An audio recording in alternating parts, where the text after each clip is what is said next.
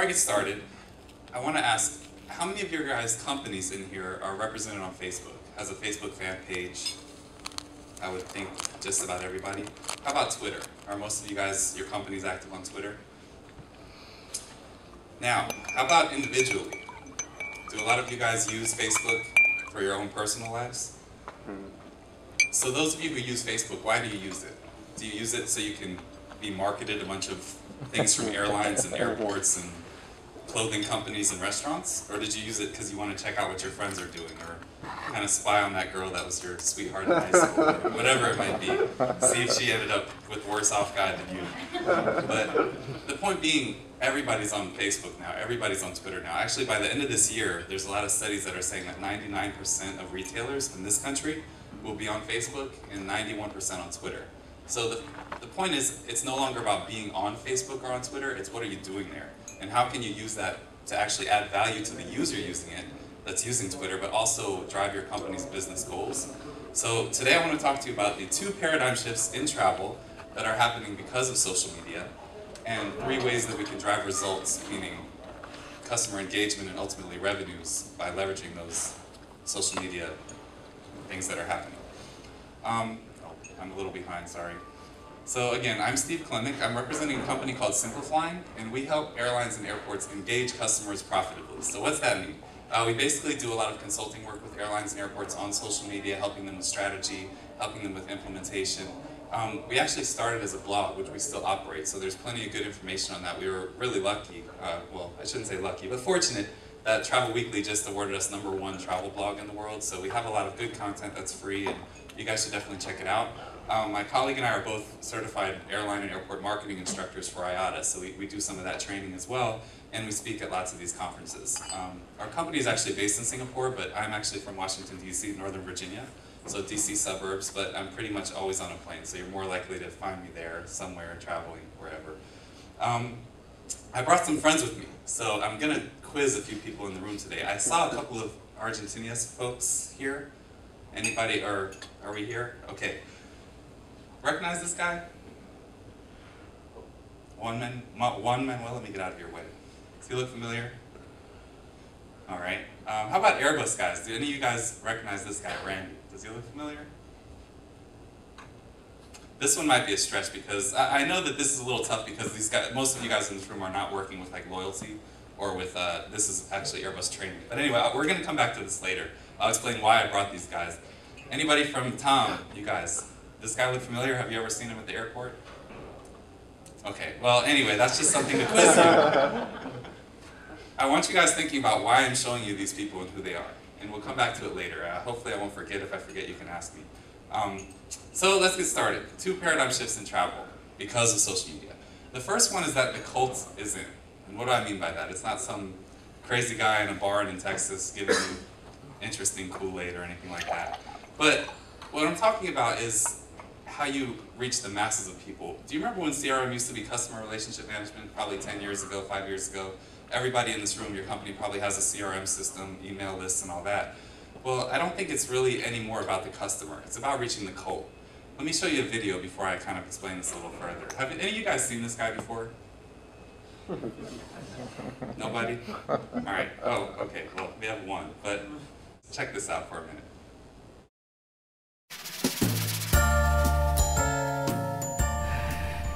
So, how'd you like New Zealand? Oh, I think she is taking away my breath.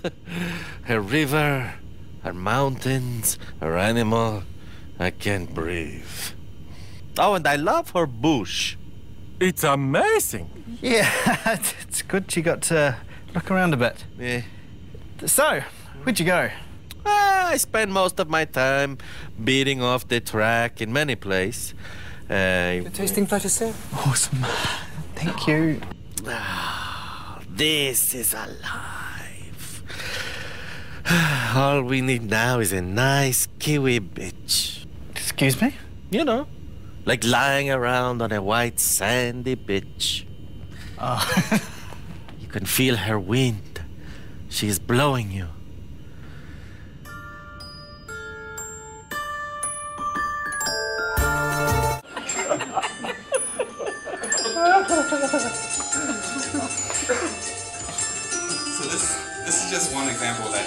did with this Rico campaign, and music stopped. When they launched this, they actually had something like 500,000 hits on YouTube within a few weeks. And I know a guy who works in pricing for Air New Zealand, and prior to the whole social era, if you wanted to reach 500,000 people with a message, with a new fare, with a new destination, he had to have 500,000 people in his CRM, customer relationship management database. And sure, with the CRM system, you can just click a button and the email goes out to everybody. But imagine the time and effort involved in reaching those 500, or collecting those 500,000 people's information. In this case, they didn't send this out to 500,000 people. They probably sent out a link to 50 or so. And those 50 sent it to 5,000, and those 5,000 became 500,000. So that's what I mean by cult. Has anybody in this room, is anybody going to take credit for maybe generating something that you did immediately generated maybe $1.5 million of revenue for your company? Can anybody say that? If you could, would you expect that your title is probably something higher than what it is now? Probably. Now, how about if you did that in 10 seconds of work? Well, anybody familiar with this lady? I unfortunately probably yes. I'm not too thrilled about it. Well, she's holding a picture of me up speaking, which is kind of funny. But she actually, it was a big deal with, a big deal happened last year. She flew Emirates, and she flew first class on their A380, and she started tweeting about it. She tweeted a picture of the Emirates logo in the first class area and her suite and everything. And she ended up generating what people estimate as $1.5 million of free publicity for Emirates Airlines, and I guess that helps Airbus as well since it was 380, so had a couple of good effects on that. But point being, she's an example of the cult, reaching somebody who can reach everyone else for you, then you don't have to do all the work. So that's what I mean by my first point about the cult being in. Secondly, the traveler life cycle, when we catch up, is evolving. So let me tell you what airlines are good at right now. Every airline in this room, you're really good at booking. So if I want to fly, I go to your website, I can go to an OTA site, Expedia, Orbitz, anything like that, or I can go to the travel agency, and you're really good at taking my money. Okay, so as soon as I want to fly, no problem. You're even better at the flying part. So, you know, if I'm Felicidade on Tom, I know I have a priority check-in. I'm flying first class, business class, I know where to go. I should have put Tam on there. I know exactly where to go to my gate, no problem. You might have a priority lane for your frequent flyers. I know what I like on, you all know what I like on board, maybe even a free haircut if anybody wants to be innovative and start offering. That's actually me, I kind of have a different look now, but you probably know my meal preferences if I'm one of your key customers. I'm a priority customer, my bag comes out first, and I'm a happy camper. I'm enjoying my holiday, I'm off on vacation at the beach. This one is in Bali. But unfortunately, that's where it ends right now. Sure, that I might be in your traditional CRM system, so I might get an email 4 months later about the new destination that you're flying to. But as far as this particular trip goes, that experience, that engagement is over. I'm going to show you a video again. I have a lot of these, so just bear with me. But I want you to think about why I'm showing you this video, and then I'll explain why after. But check it out.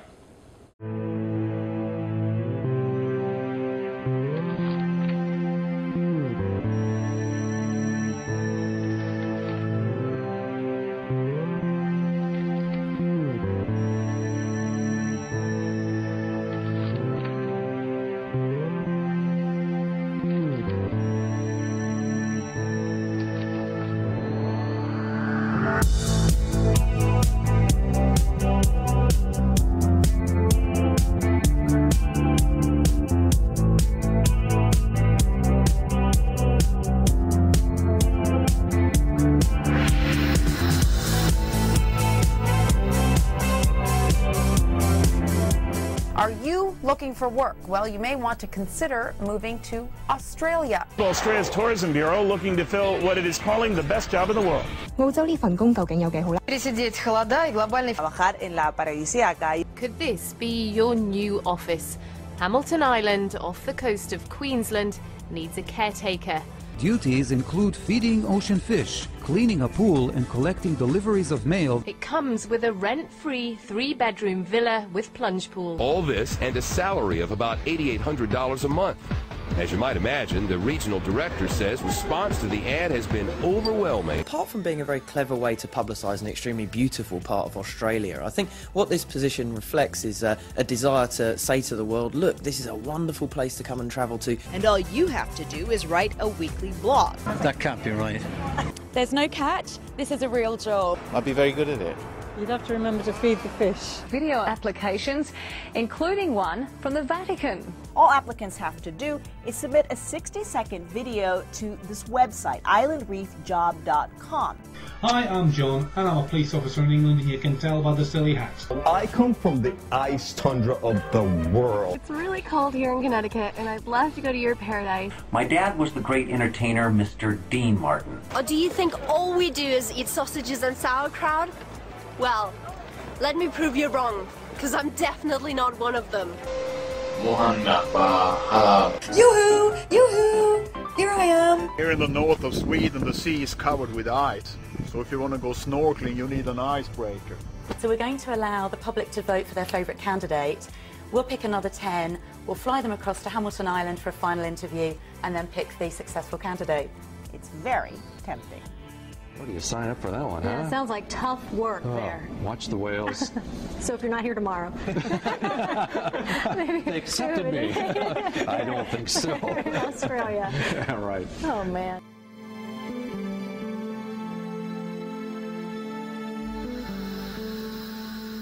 So that kind of had a double effect. First, I want to show you the example of probably the best social media campaign that's ever been run, according to a lot of reports. And you could see that it generated something like $80 million in publicity for Hamilton Islands. And what did it cost? You know, a few $1,000s to make, you know, whatever materials they did to hire the copywriters for Twitter or whatever. But then, you know, you pay the salary of $100,000 a year.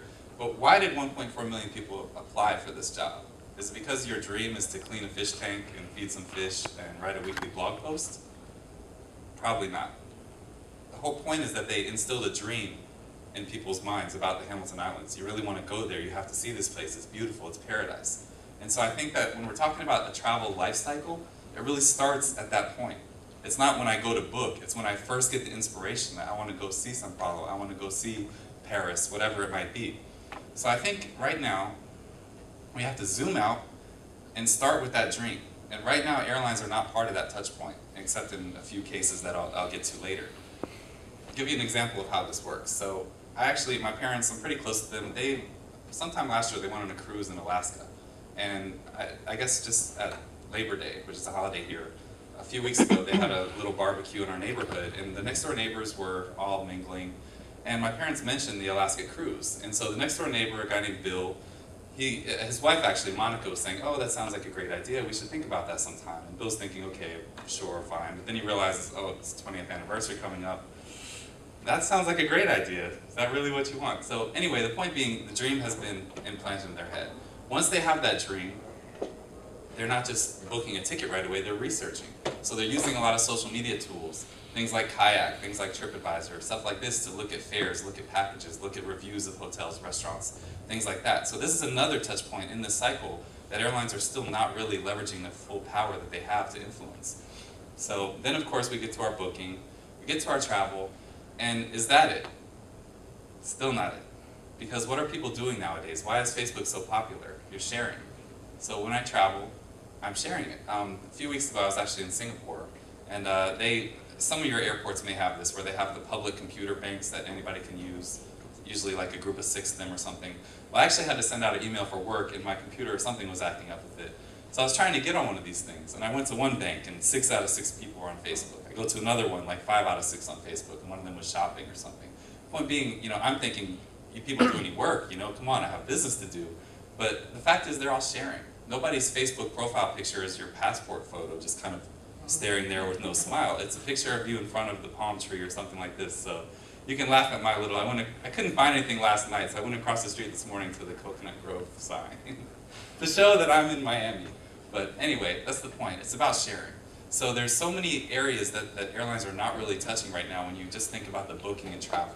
And so what I want to try to get you to do is think about how you can become part of the other points of that cycle. So we have that the cult is in, and we have that the traveler life cycle is evolving. So what does it do for us? What does it mean for us? How are we going to drive results because of that and really impact our bottom line?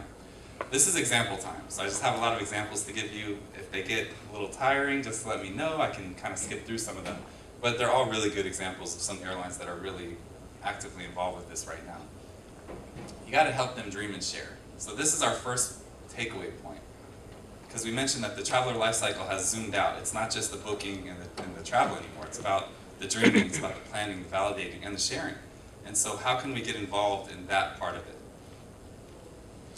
Anybody familiar with Jetstar here? It's mostly Asia, well, it's all Asia, Australia, so probably not as much with the Latin America crowd, but just a really good example of how you can help your audience dream, help your customers dream.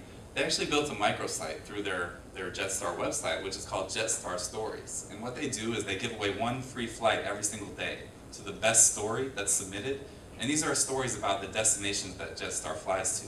So the point is, nobody, except maybe some crazy people out there, nobody thinks on their vacation that I have to go fly LAM. I have to go fly on American Airlines, no matter where it takes me. It's about they want to go see a destination. They want to go to a place that LAM can take them or American can take them. So what this does is it's really creating a lot of free content for Jetstar. Well, free in the sense, well, it's not free, they're giving away a flight, but with capacity control and all that, it's easy to figure out what seats are going to be empty anyway. So it's having their own customers create a lot of content and marketing and PR and all that sort of material, as well as creating something that inspires people to dream and think about where they'd like to go. And oh, by the way, Jetstar's logo is all over the page. So if I want to book Jetstar, it's really easy to do that. JetBlue does something kind of similar. They have what's called a True Blue community, and they're one of the more innovative social media companies, US airlines in social media. But they have this portal where they post a couple of feature cities with a nice postcard looking photo and all that. But then they have these message boards, and you can see these are customers instilling these dreams in other customers' minds, like pizza in New York, things like that. So it's about leveraging basically what I'm saying is a lot of your customers will do this work for you. It's just a matter of providing them an opportunity to do it. SAS Euro bonus. So any of you flown on Scandinavian by any chance? Very nice airline. So I guess the Airbus folks, you get around the world quite a bit. But are you a member of Eurobonus by any chance? I wouldn't think so, again, from this crowd. But they have a really innovative program for their frequent flyers. And so it's called Eurobonus, and what it does is when I log into my site, my account, so I can see how many miles I have, what my balance is, it actually already lays out for me 9 destinations that I'm eligible to fly to, which means I can literally just click, deduct my miles, and I'm off. They actually divide them into categories, so this one has solo, romance, and family. I don't understand, I don't know if you can read that, but they put Paris under solo, which seems like a mistake to me, but that's besides the point. But the point is that they're really making it easy to see, oh, I never thought about Paris before. Well, most people probably have, but oh, okay, I'd love to go to Paris. Secondly, they realize most people probably don't have 80,000 miles in their account. Most of your members of your frequent flyer program probably have taken 1 or 2 trips on you before. So what they do is they have an option where you can allow it to show you destinations that are beyond your reach. So you might want to go to Tokyo, for example, something like that. And even though you only have 20,000 miles, you need 60,000 miles. It shows you basically exactly what your shortcoming is. It shows you an easy link to the booking engine so you can figure out how to get to that point that you want to get to. So again, it's about creating a goal in your mind. And maybe next time you look to fly and the ticket on SAS is $10 or $20 more than the other airline, you might pay it because you've already thought, oh, I have to get up to my 50,000 miles. Next, they use, for each of these destinations, if you click on it, they actually take content from free travel blog types of sites. So like, I think this one is from TripAdvisor. So they're actually sourcing content for free that they can just take from a line of source code. And it's allowing the customers to publicize the destination for them. So again, this is taking none of your marketing department's energy. They're not having to write anything about how great Helsinki is. And it's also more...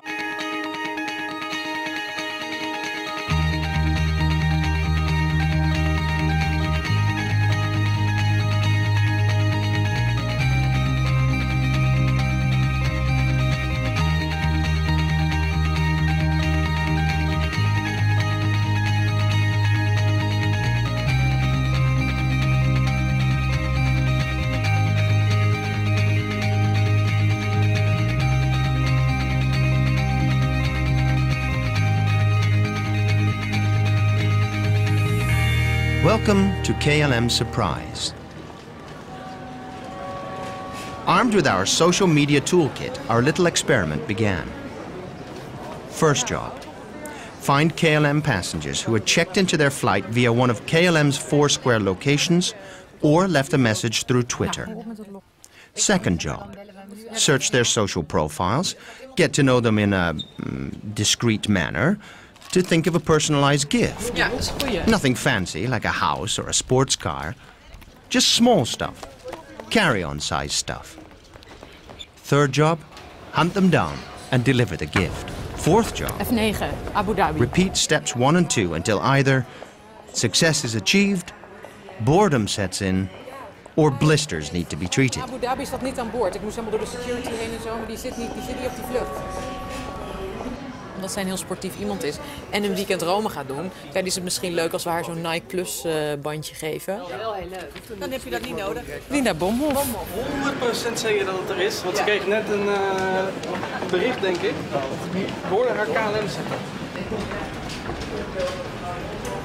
Goedemiddag. Je liet ons weten via Twitter dat je met ons reist vandaag. Ja. Dus we hebben een kleinigheidje voor je gekocht. Nou, wat leuk. Om je een hele fijn weekend is het, geloof ik, hè? Ja, weekend. Fijn weekend te wensen. En omdat je sportief bent kun je daar de afstand meten en hoe lang je erover doet. Hartstikke leuk. Maar Twitter al, die goed voor is. Ja, daar loopt hij. Hoe heet je? Pim. Gelukkig, hebben je gevonden. Ja. Hoi. Hoi. Dag. Pim, je hebt laten weten dat je met ons vliegt vandaag naar Washington. Ja, dat klopt. Dus we willen je verrassen met iets, een kleine aardigheid. Je bent als van je iPad verstuurd, toch? Dus we hebben een tegoedbon voor je van €15 om apps te downloaden. Dat is leuk, dankjewel. Goedjes. Tot ziens. Merci. Nou, in zijn Twitter staat: in Mexico huisjes bouwen voor daklozen op initiatief van Hoopland.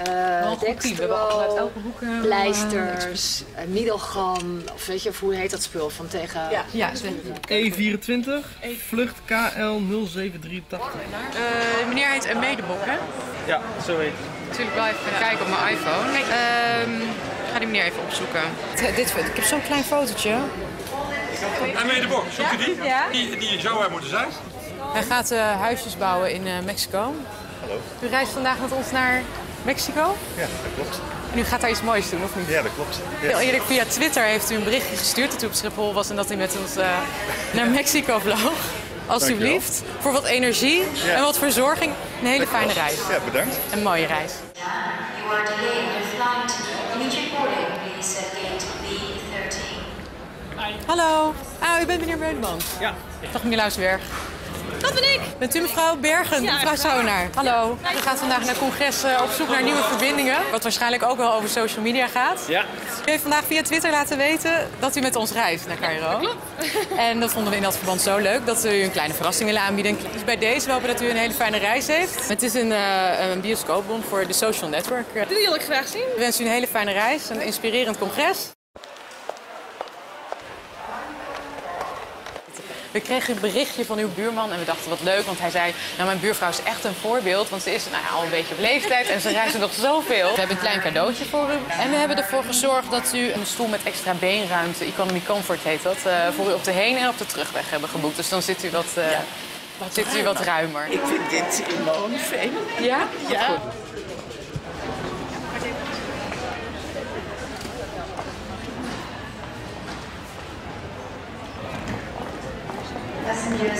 Goedemiddag, ben jij Eefke? Ja. Niet schrikken. Hoi. Ben je klaar voor New York? Ja. Je liet via Twitter weten dat je naar New York ging. We hebben gewoon iets kleins voor je, een kleine rijtje. Niet schrikken hoor. Super, dankjewel. Ik zal daar meteen even Graag gedaan. After several weeks of handing out little gifts, a few things became apparent. In the age of social media, doing something that creates a real smile on somebody's face is much cooler than attaching a smiley face. But most importantly, it seemed that indeed an airline could use social media to both surprise and make a small difference to a passenger's day. And we're not just guessing that. We know, because they told us. And their friends. Massively. So just a funny side note of that, I actually one of the research papers I've done, I tried to reach out to some of those people that were featured in that video via Twitter, just to see what they actually felt about it, if they thought maybe it was intrusive or something like that. And everyone was very happy with it, but the one guy that did not tweet about it, so I could not find him, was this one guy that they showed, Aimé Duboc, who was going to Mexico to build houses, and I was wondering why. And it turns out that they actually spelled his name wrong on the video, so I'm wondering if he was kind of angry about that or something. But so you still have to pay attention to the details, but the point is, something like that, I won't argue that it's necessarily sustainable. I mean, something like that, you could create too much of an expectation that, hey, I tweeted and I didn't get a gift, what's wrong? But I think that with an airline like KLM, they actually have 22 full-time staff as of about a month ago on social media alone. So they really have the resources behind it. So they're pretty innovative with this. I just wanted to show that example. And one of these I really liked was in that, in the video they show giving somebody a New York City guide. Well, there was another passenger named Willem, I guess, who was going to New York. And in his tweet message, he tweeted that he was going to miss the football game. So if you know the Dutch league, the Ajax is one of the popular teams from Amsterdam. And he was saying that he would miss watching the matches while he was in New York. So while they gave him a New York City guide, they actually, oops, I'm getting ahead of myself. They actually highlighted every single restaurant that was in the guidebook that would show football matches, so he knew exactly where to go. So something, just a little thing with a personal touch that really makes the customers happy. Another thing KLM does on the sharing bit is if you go to their Facebook page, I'm not sure if they're still doing it as of this week, but you can actually get a free customized luggage tag. So you can upload your own picture, your kid's picture, your dog's picture, whatever you want to put on there, and they'll send you an actual luggage tag with the KLM logo on it, with your photo. And so what this is doing is, at minimal expense to them, they're creating a bunch of brand ambassadors walking through the airport dragging their luggage with KLM tags. So it's just about thinking about ways that you can really add something of value that encourages people to start doing an action that benefits your airline. Another thing, I'll kind of get away from these help them dream and share examples pretty soon, but a couple more that I wanted to show you. There's a program called Flip2. It's actually just a line of code, so flip.to. And what you can do is insert this into your booking path. And this is an example from LAN. So some of you guys may be familiar with this already. But what it does is after you've already booked your flight, so you've received the credit card payment, the flight's booked, right before the next step, the confirmation, they actually give you an option where you can earn something like 500 miles or whatever it might be by sharing it.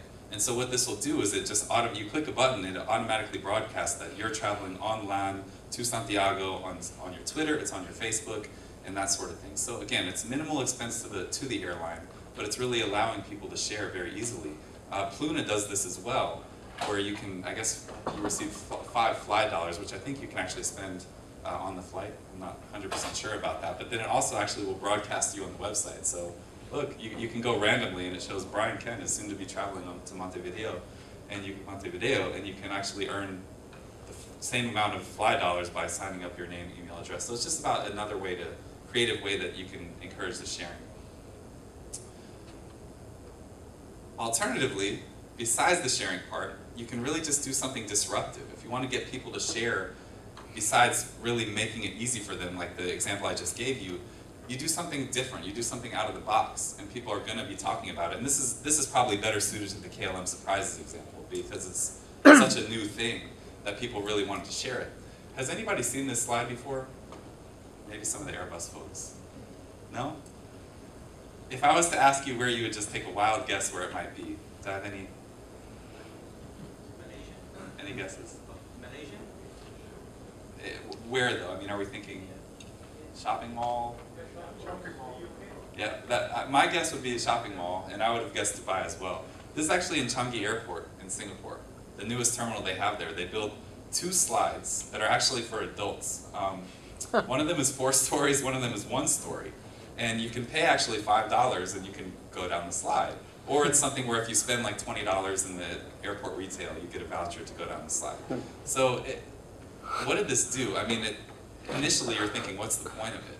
But they actually got a whole lot of buzz on a lot of travel blogs and websites, and not only just travel blogs and websites, but there was actually even one, they were featured in some aluminum industry newsletter because of the quality of the aluminum in the slide construction.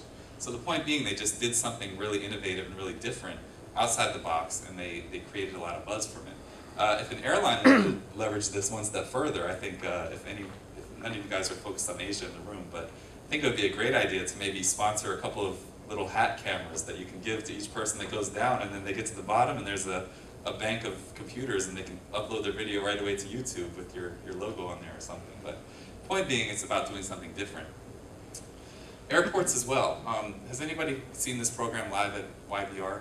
It's a thing that Vancouver Airport was doing, and they're already really highly regarded in North America as one of the better airports. But they had a contest where for 80 days, the winner would actually live in the airport. And no, that's not the luggage hold. They actually have a nice Fairmont hotel on the grounds. But he basically would just report about a new aspect of the airport every day and put it up on the website. So I'll show you just one example from probably better just to show you an example of what he's working on. So here at Stanley's, we got great people, great staff, and best of all, we got the chilled glasses. Look at that frosty glow. Oh yeah, it's just begging for some beer. So what would you like, sir? I'll have a Heineken, please. You'll have a Heineken? Yes, please. How cold do you want that? As cold as you can get. Cold as you can get? We got that. Part of pouring beer is the finesse, and which I don't have, obviously.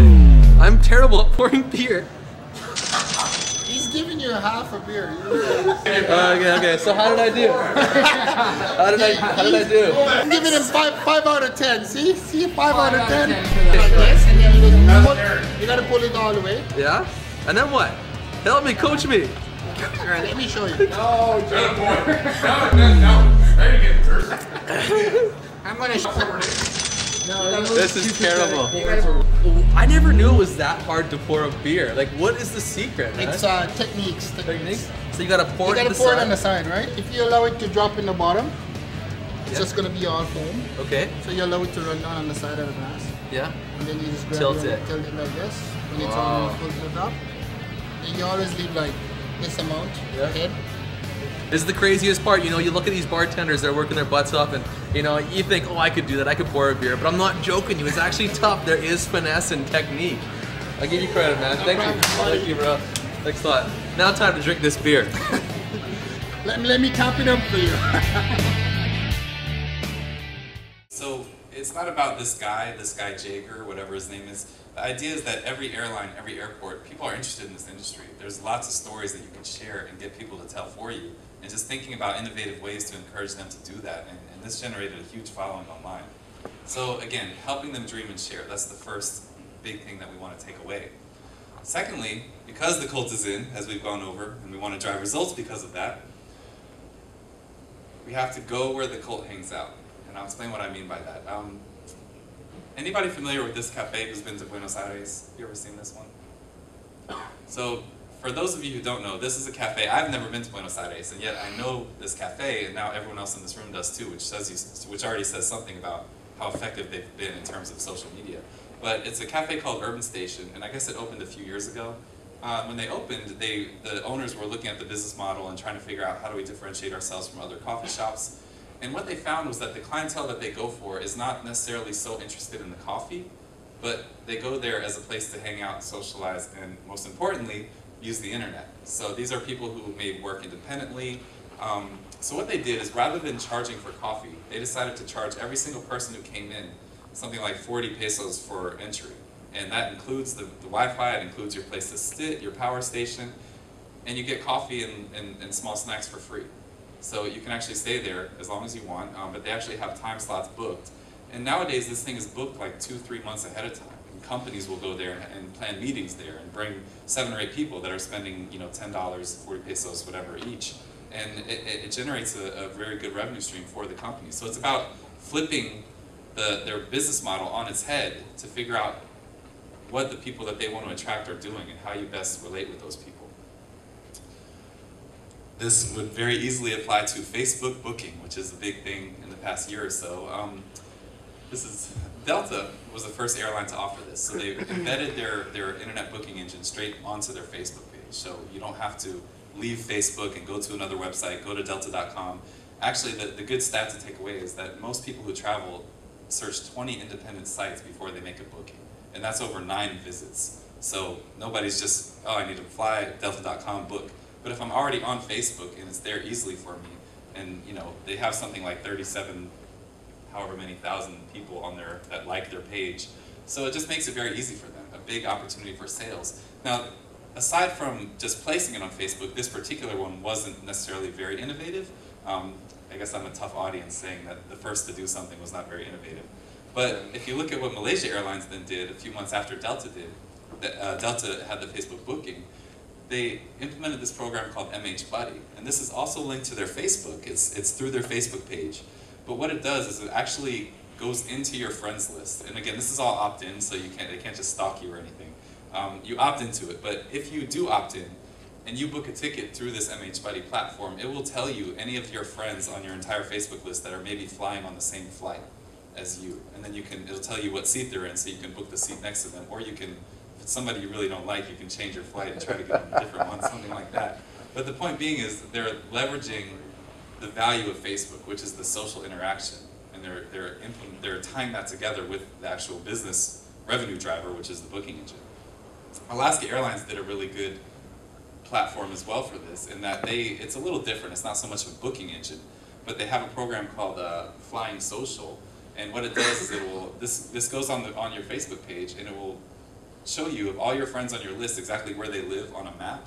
It'll show their picture, and it'll show the fare that they offer, the cheapest fare available to that destination if it's one of the destinations that they fly to. So again, thinking about ways to tie what the value of Facebook or Twitter or these types of things are to your business goal, which is booking tickets. This one is another one that I didn't really know exactly where to place it, but I just want to share it quickly. Emirates Airlines they were trying to attract a little more of the artistic community, which is a big growing community in Dubai and very profitable. They have a lot of art shows and that sort of thing. So to design their actual cards for it's called Skywards, their loyalty program, the actual card that you get in your wallet because you're a member, they actually did an open source competition amongst artists where they could submit designs that the winner would be selected to be on the card. And then the 10 runners-up actually get their artwork displayed throughout the airport terminals and throughout the Emirates headquarters. So this created a really big buzz within that artistic community, and it also got them a free design for their card. Another example of going where this cult hangs out, Virgin America is it's probably, besides JetBlue, this is probably the most innovative US carrier with social media. And they started flying, they're based in San Francisco, but they also they have a hub in Los Angeles, and they started flights from both places to Toronto last year. And when they launched, most airlines, when you do a launch, you're inviting press, you're inviting maybe top travel agents, whoever in that city. But what they did is they actually didn't send any formal invitations. They did everything through Twitter. And so they actually sent out a tweet and said, if you're one of the most influential tweeters in Toronto, you're invited to our opening kickoff gala, which actually featured Richard Branson. He actually came over for it. So the idea is, how do you measure this? Well, there actually is a program called Clout, which you can go to the website, it's Klout, but it actually does measure someone's influence on Twitter. So it takes into account, I mean, of course the formula is probably measuring the number of followers they have, how active they are on Twitter, and who their followers are, whether people are retweeting what they're saying, what their messages are. But if you had a certain score above a certain level, you were invited to this thing. And if you were one of the top 10, you actually were invited to fly on that first flight from Toronto to San Francisco or Los Angeles. And Virgin America happens to offer Wi-Fi on board, so what are these people doing? They're tweeting while they're on board. I'm on the first Virgin America flight from Toronto. And again, because they're the most influential on Twitter, that message is going out to lots of people. Not to mention the fact that while they're meeting Richard Branson and taking a photo with them, that's going on into the whole Twitter sphere right away, immediately. It's about sharing right now. We're headed to Lake Tahoe. It'll be a last minute, but I'm gonna book that hotel in free fall.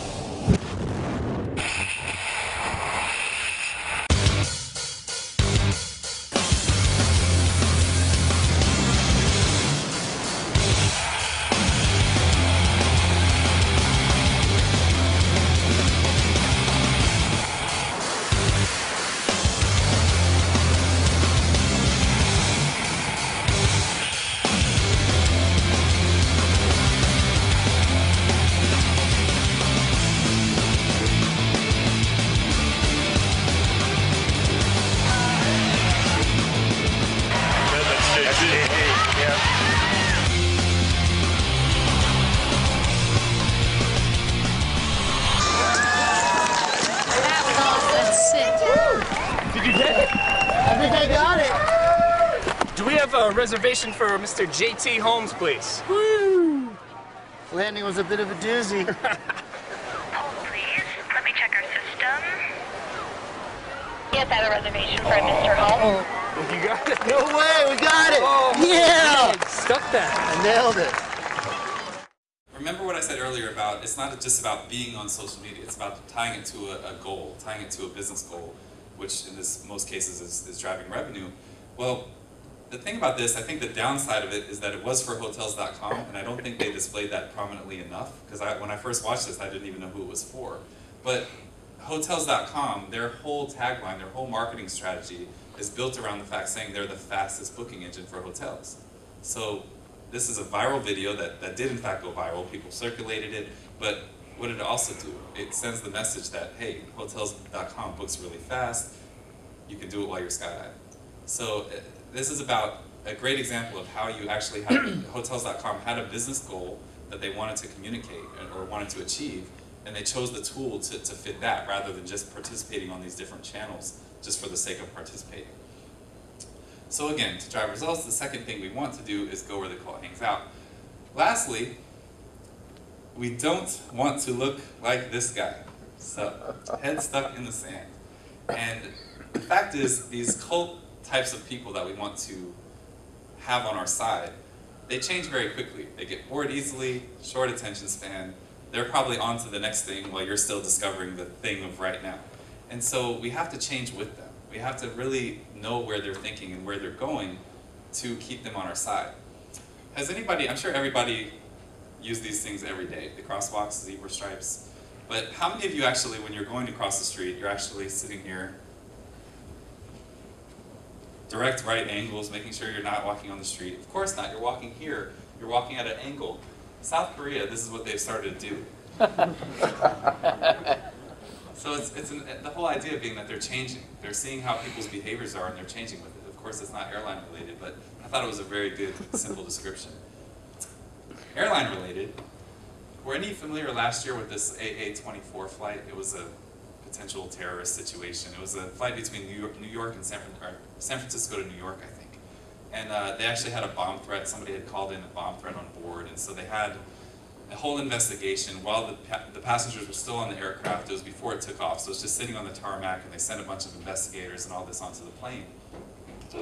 Well, American was in a tough situation because while there's an official investigation going on, you can't start giving out facts that may or may not be true, so they couldn't really comment from a PR standpoint while this whole thing was going on. But do you think that CNN or CNBC or all that really wants to wait for the investigation to conclude so then American issues an official PR statement of what exactly happened? Of course not. They want to be the first to break the story. So who happened to be on this flight? These two people, one named Jay and one named Campbell, were tweeting. Every 3 or 4 minutes they were tweeting about what's going on because nobody knew at the time. You're sitting on the plane, you know you're not getting to New York, and you see people starting to come on board, you see some panic setting in, and you can actually see what they're saying. It's every 2 or 3 minutes. Black and white police car on right side of aircraft. Captain just asked us for patience. Captain says 6 law enforcement officials will board the plane, take us off 2 by 2. So the point being that this is actually news. In the absence of any more credible source, Twitter has become a news source. And so CNBC was actually, while this whole thing was going on, showing these tweets on their coverage. So what American did is they started actually engaging these people. Rather than just sitting by doing nothing, they started tweeting these people, giving them recognition, so you can see, speaking to them directly. This one down here says @CM McKellar, which is this Campbell woman.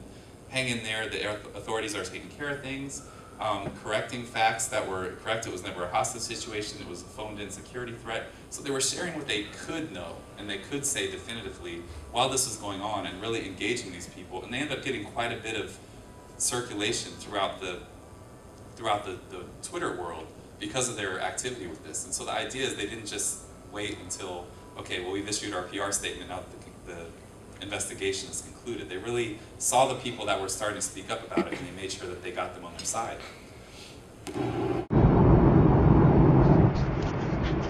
All right, one more time. Name is Staff Sergeant Frederick Gilker, United States Army. It's June 7th, Tuesday. approximately 7:15 a.m. Flying from Baltimore, Maryland on Delta Airlines flight 1625. Yes. Yeah, 1625 from Baltimore to Atlanta, Georgia. On our way back to Fort Polk, Louisiana. Just returned from Afghanistan yesterday. We're on our way to Atlanta after an 18-hour layover. We had a little issue with the bags this morning, and I thought that I would let another soldier explain a little bit of what happened this morning. So, if you don't mind, there you go. All right, Sergeant, go ahead and explain what happened. My name's Staff Sergeant Robert O'Hare, and United States Army. We got to the airport this morning to start boarding the plane, get everything going, and we showed up. We found out that we had too many bags. What do you mean? What do you mean too many bags? Well, we had 4 bags, but Delta Airline only allows 3 bags. Anything over 3 bags, you have to pay for. Even though there's a contract between the United States government and Delta Airlines when returning from Afghanistan or on military orders, they're authorized up to 4 bags. So you're saying that our military travel orders authorized us to carry 4 bags, correct? Yes, that is correct. All right. So what happened to the soldiers that actually had 4 bags?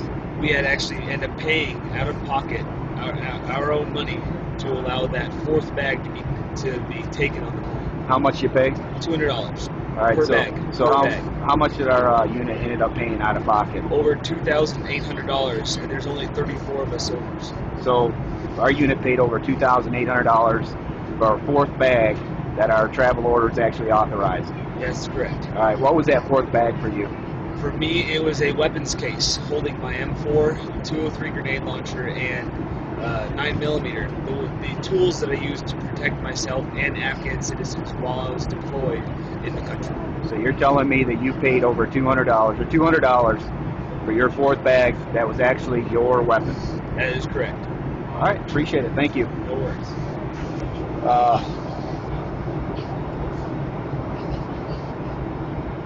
Good business model, Delta. Thank you. We're actually happy to be back to America. God bless America. Not happy. Not happy at all. Appreciate it. Thank you.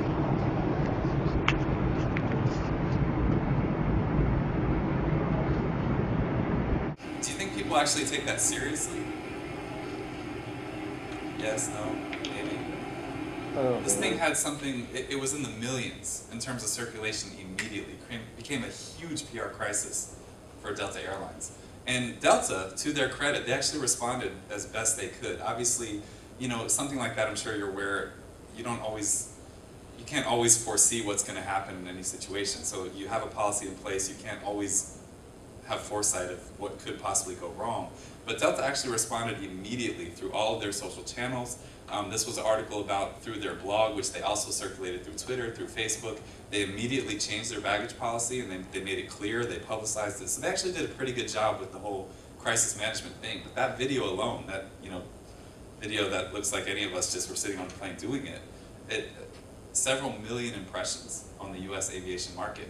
An example of an airline that hasn't done such a good job is this is kind of funny too, so maybe it can wake you guys up a little before lunch.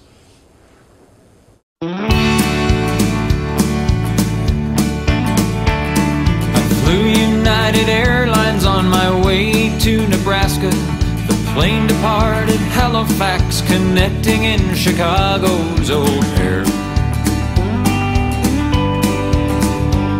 While on the ground, a passenger said from the seat behind me, "My God, they're throwing guitars out there." The band and I exchanged a look, best described as terror, at the action on the tarmac, and knowing whose projectiles these would be. So before I left Chicago, I alerted 3 employees who showed complete indifference towards me. United, United, you broke my Taylor guitar. United, United, so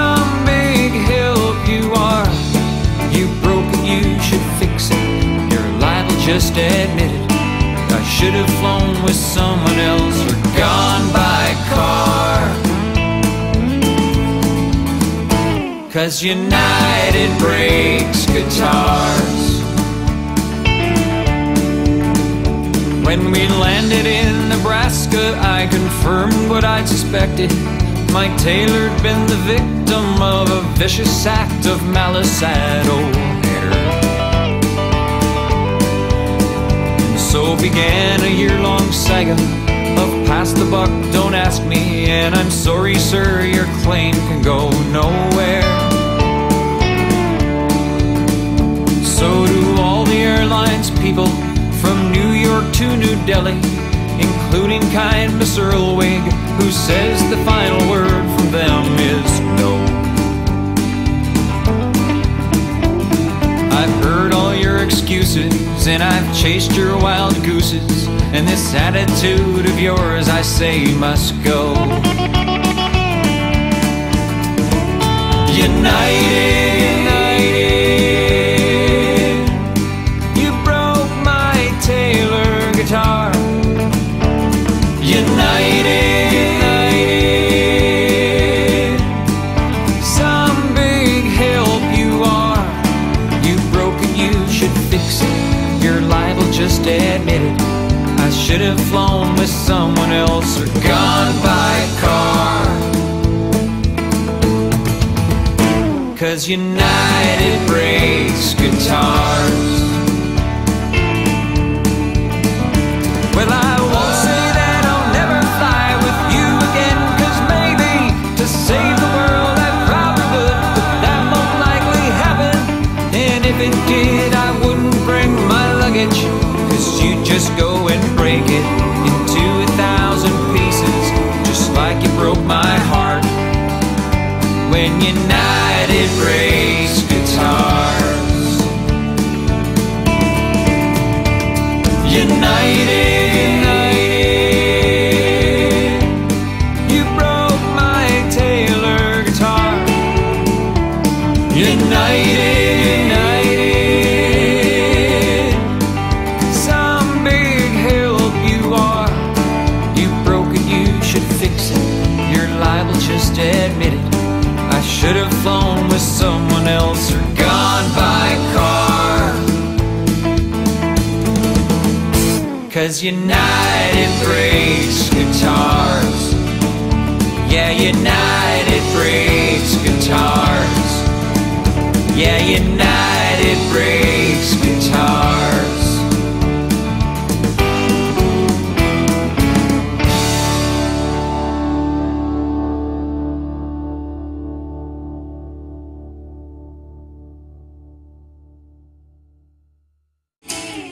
United breaks guitars. So that's like 5 minutes long, so I won't go all of it. But if you actually go and look at this right now on YouTube, just Google United Breaks Guitars YouTube, you'll see 10 million views for this video. Steve, that's an individual. That's really Yep. one going through and Yep. broke his guitar. One guy. 10 million views from YouTube. So, you know, it really becomes a matter of what's the cost of not being prepared for these types of things? What's the cost of not being involved in social media, or at least aware of what's going on with social media? Because it's, if you were to ask a United marketing person a year ago that, oh, well, what are the odds that somebody's going to make a video of a silly country song and it's going to get 10 million views? Of course, they're going to laugh in your face. So it's really, this is the new reality we're in. One more video. This one's a little more funny. So this is, I'm almost done with the videos, but this is just a good kind of summary of what I've been talking about as far as changing with the cult, and you may know this clip.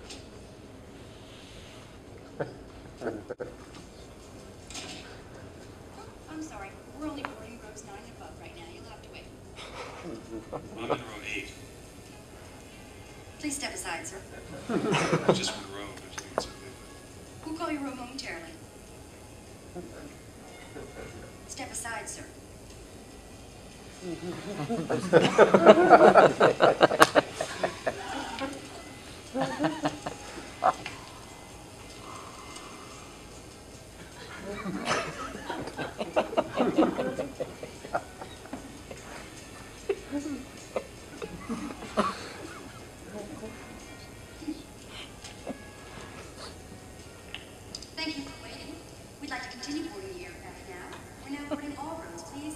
All remaining rows.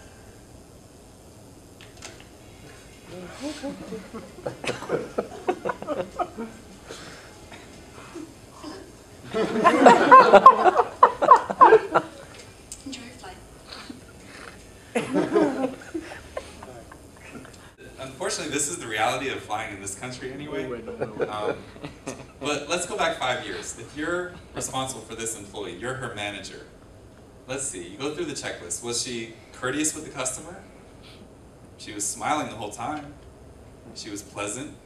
Was she enforcing the rules? Was she making sure that nobody was getting around the rules even though they pressured her? I mean, check, check, check, check. She's probably getting a promotion. Perfect employee. She's doing everything right, everything we ask her to do. But if you do this today, chances are the minute that guy gets on the plane, you're dead because he's going to be tweeting this and publicizing it to the whole world. If you don't have Wi-Fi on board, maybe as soon as he lands, it's going out to the world.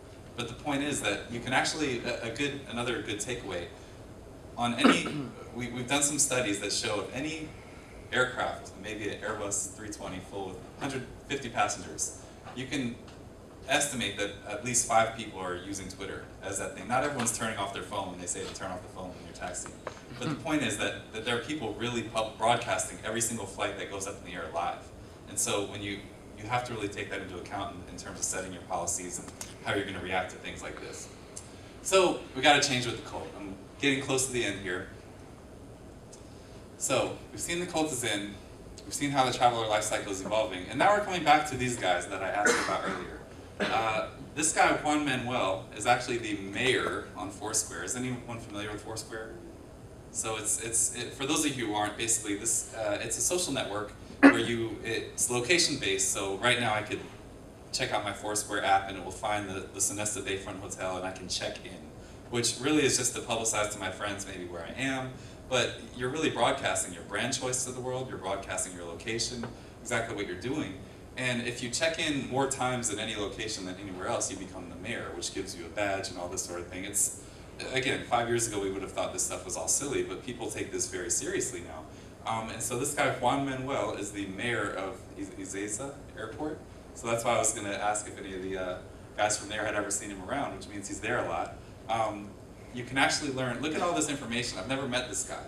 But look at what I can learn about him just by looking at this profile. I can see the kinds of things he's interested in through these badges. I can see that he likes to go to Bar de Picadas. I can see that he obviously is interested in Chicago. He has a badge for the Windy City and Windy City here. I can see all the places that he's the mayor of, which means I can see where this guy spends all his time. And so if this is somebody who, again, this would be better suited for somebody who's in charge of a loyalty, but if this is a guy that we really want to have on our side, and as a brand ambassador, it's very easy to figure out where he's spending his time. And so the other two, the Randy guy was the mayor of the Airbus Training Center in Miami. So I guess that's, with 55,000 employees, I wouldn't expect you guys to know everybody, but I found the mayor of the Airbus Training Center, and that was this guy with the guitar. And then the last guy, the Adil guy, Adil, probably say the name wrong, he was the mayor of the Guarulhos Airport, so I guess he checks in there quite a bit. And actually I lied, this guy's not the mayor of Ezeiza, he's the mayor of the Aerolíneas Argentinas Lounge, for premium lounge there, so I guess he is a frequent customer. So the point being that these are examples of how we can get to know these people that are important to us without really any effort on our part. So, in sum, I've talked a lot about this cult, what I meant by this cult. And again, airlines right now are really good with the customers, the traditional customer relationship management side. If I ask any of your loyalty program managers to tell me who are my top 500 customers between Miami and Santiago or whatever it might be, he can probably give me that information in 10 seconds. Give me their email addresses, their phone numbers, tell me exactly who they are. But if I was to ask your e-commerce marketing manager, of your top 50,000 fans on Facebook or 20,000 fans on Facebook, how many of them have actually flown on your airline within the past 3 months, the past 6 months? Probably get a lot of blank stares. And so what we want to do is really try to overlap those two. Use a lot of these social networks to overlap the traditional customer and our loyal customers with this cult. So understanding who's the active ones, who become our voice outside of our own marketing department. So again, this is where we want to get to. It's no longer about connecting with our individual customers, it's about connecting with the cult, and then those people end up connecting with our customers for us. So this is one good example I want to show you just in conclusion is a small airline, which is also from the Southern Hemisphere, so there's some comparisons. Again, it's not Latin America, but could be some inspiration for some of you guys to take home with you. And it's just a good example of an airline that's really doing a great job with this. And I previewed them earlier with the Rico thing, but Air New Zealand has done quite a bit more, so just check this. When you're a little airline from the bottom of the world, you have to throw out the marketing rulebook if you want to get noticed on the international stage. But when your new aircraft are turning heads around the world, and your customer service sets the standard for the industry, you can be sure people in New Zealand hear about their national airline through PR and local media. So how do we export the Air New Zealand brand overseas? In true Kiwi style, we think differently. Instead of relying on traditional media, like much of our industry, Air New Zealand has embraced the global reach of social media and delivered a series of king hits. Our online videos have racked up millions of views and got the world's media, aviation, and marketing industries talking. They grab attention, give people a laugh, and play a huge role in supporting our primary brand messaging. Fit to Fly, an airline safety video starring workout legend Richard Simmons, has become a YouTube sensation. And with a smart seating strategy, this high-energy extravaganza has made its way into the mainstream media worldwide. Conceived, created, and launched in just 4 weeks, Fit to Fly's numbers keep climbing. Over 2 million views on YouTube and a string of YouTube honors. 1 million views on the Chinese equivalent Youku. Appearances on major mainstream websites. Nearly 125 million media impressions in the UK alone, as well as 340 million in the US, including coverage on the 4 main TV networks. For a small airline in a country of just 4.5 million people, it represents a seemingly unbelievable degree of international reach. Like Richard, you could call our next collaboration a little unconventional. We teamed international rap superstar Snoop Dogg with our free-spirited puppet Rico to record the track Hello Sunshine. This online video may not push product or service or ticket prices, but it does sell the Air New Zealand brand personality to the world. It's big on YouTube with over 500,000 views and a massive level of engagement. It's earned 55 international YouTube honors, including being the #1 top-ranked video in New Zealand the day after launch. It's featured on Snoop Dogg's own Facebook page, which has over 11 million fans. It's been tweeted by major TV stars like Kim Kardashian. It's been featured on TV news, hip-hop, entertainment and advertising blogs, in US magazines, and has got people talking from Heathrow to the Hollywood Hills. Talking is what Rico loves to do most. So for his latest series of online videos, On the Sky Couch with Rico, we introduce our furry friend to international celebrities David Hasselhoff and Lindsay Lohan. Part chat show, part therapy session, these videos, and the stars for that matter, never take themselves too seriously. So far, our Rico videos have been viewed almost 4 million times on YouTube and on Youku in China, with incredible engagement. They've earned 78 international YouTube honors, with the Lindsay Lohan video ranking the most popular in the comedy category. And they've been covered on the world's most influential entertainment, advertising and marketing websites. It seems Rico's popularity is well and truly on the up. Just take a look at what we've achieved on Facebook. In less than a month, the Winner Rico soft toy promotion saw likes on the page double to 44,000, placing Rico ahead of many other popular brands. So what else are we doing online? We're keeping our audience engaged with some of the best promotions and experiences in social media.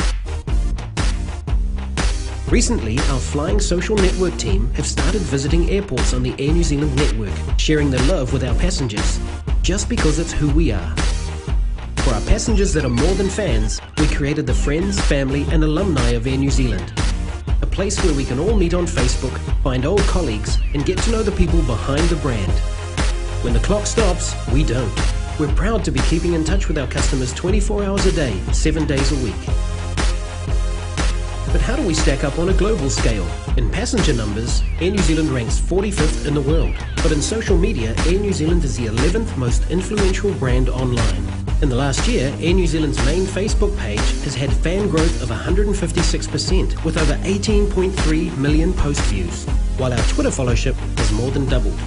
Our bold experiment with social media and online video has proved that in the modern marketing world, the old rules are breaking down.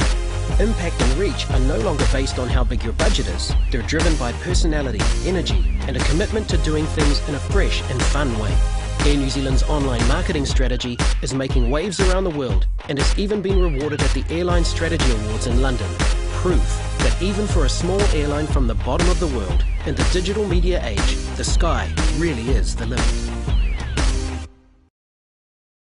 So again, I'm not pushing Air New Zealand or anything, but I just want to give you an example of an airline that might be similar to some that are in the room and what they've done and the kind of recognition they've achieved. So that's all I have for today.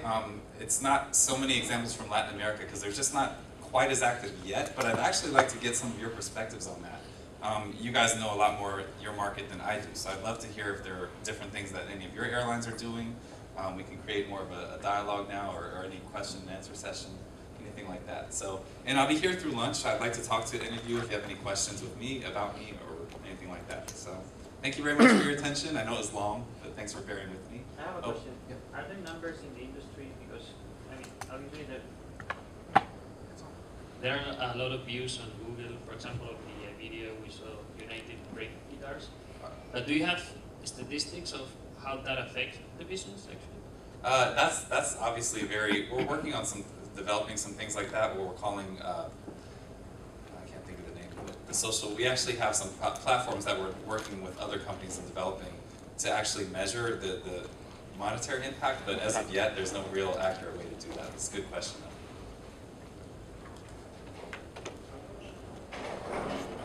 Any more questions before we break for lunch? Yes? Have you seen any example that has some positive impact? Because most of these are like either negative complaints or some kind of branding, marketing effect, but at the end of the day we see that most passengers tend to choose their airline rather by, I don't know, seat comfort, passenger, the frequent flyer program. Like very few people would choose it based on the character that appears on a YouTube video. So I mean, it's great, but I still don't see how an airline can make profit from this. Well, yeah, the Air New Zealand one, if you watch some of the other ones, they actually do have a message behind it. So they're big, a lot of what they're pushing with that is their Sky Couch, which is in the economy class, they have, I don't know if you're familiar, you can kind of push 2 seats together, something like that, but you can essentially take the 3 seats on the side and make them into 1 seat. And so actually a lot of the Rico videos have focused on that. There's one, you should go look at these, they're really funny, but there's one where he's just sitting there on his seat, he's in the middle aisle, or he's in the middle bank of seats, and there's a guy and a girl over by the window, and they don't know each other, but he walks up and he just assumes that they're lovers. So he walks up to them and he's like, I can smell love in the air and all this, and he kind of pushes them together, and then at first they're like, we're total strangers, and what are you doing? And then by the end of the video, they're kind of laying down, kind of cuddling. So there is subtle ways to integrate the message that you're trying to share. And again, the Hotels.com was an example of that too, where they're actually using this kind of viral style video to show, oh, we also have the fastest booking engine. So there are examples out there, but you're right, for the most part, it's just kind of initially trying to create the branding and create the name. And you're obviously paying a lot less through social media than you are by getting a spot on CNN or something like that. Right, yeah. Thanks. Any more question or comment before we break? Yes? To make the comment that nowadays, in the old times, if you fly on an airline and you have a problem, you would send an email to their customer service, and hopefully you would get a response or some action, or they would give you some miles or something. Now, actually, what you see from this is it's more effective to just make a YouTube video or tweet something, and you're going to get, I don't know if you're going to get an actual response for the company to you, but you're going to get much more, potentially much more impact. Yeah. But is this something that the customers are doing more and more now? Rather than, how can you link really customer service with what they're producing, which is more like sometimes just negative press without any really real benefit. Like the guy from the guitar, I don't know if he got his guitar repaired, but certainly he damaged the image of United. Well, it's a question that comes up a lot, and again, the thing with the social media is depending on how the airline responds to it, you can actually turn a negative into a positive. So the Delta thing, actually, that one I showed you with the Delta troops, that was a huge PR nightmare for them, and it ended up kind of having a positive image because it showed that they were immediately responsive, that they really cared. A lot of times, if you have a normal travel experience and you go to the airport, check in, everything's totally smooth, nothing happens, nothing abnormal happens, you're probably not going to say much about it. You're not going to say, oh, I had an amazing flight. Some people might, but the average person, that's kind of what we expected. But if I go in and actually something goes wrong with check-in, so they damage my bag or whatever happens, and then I see that someone actually cares enough to fix it as an individual right away, that actually may take something that bad that happened first in terms of execution and turn it into something that you can use as positive PR. One of the airlines that, a little tactic that one airline, EasyJet in Europe does, is they actually have they have a team that are responding to all their tweets, but every single one is actually signed by an individual person. So there's actually, you're not speaking to EasyJet, you're speaking to Rachel with EasyJet, or you're speaking to John with EasyJet. And the point is, people, when they're complaining to what they see as kind of a faceless thing, it's easy to just kind of throw stones and I hate United, they're terrible. But if United responds and, oh, well, I'm Karen and I've worked here for 2 years and I'm really sorry to hear about you, it's hard to then respond to that and be like, well, I hate you too, Karen, you know what I mean? So I think it's about really kind of creating an individual person behind the brand, or an individual team of people behind the brand. But it's definitely a valid question. And I think with that is, what I wonder sometimes is, you see some of these videos that got 10 million hits or whatever, how many other people created videos that nobody ever saw? So I mean, as far as creating a video, there has to be maybe something catchy about it with the song, or maybe something, I think with the Delta one, it was more just timely, because everybody wants to jump on any news that has to do with troops coming from Afghanistan and that sort of thing. So I think just one point I wanted to add to that, I know I'm getting long-winded, but we never suggest that every airline has to be involved in every social media channel. So it's not about being everywhere. I mean, again, I think the big takeaway that I want you guys to have is it's about tying it to what one of your goals are, what your business goals, what you're trying to achieve. And if you try to be all things to all people in social media, but you don't staff it adequately. So if you decide, okay, we want to start handling customer service complaints. So if you did have a bag lost or you misconnected the flight because of delays, we want you to send these complaints or notify us via Twitter. You better staff that adequately. You better have a team of people that can respond to these, because if you're creating that expectation and then you don't have the people to respond to it, you're going to actually dig yourself a deeper hole. So there's nothing wrong with just saying, we don't handle this through Twitter, please contact our customer service through this phone number or this email address. There's nothing wrong with that at all. It's just a matter of understanding that if you're going to create the expectation, you have to make sure you're fulfilling it. Steve, thank you very much for having been with us this morning. Yeah, very interesting, very inspiring presentation, and really to show the power of social media. Thank you very much.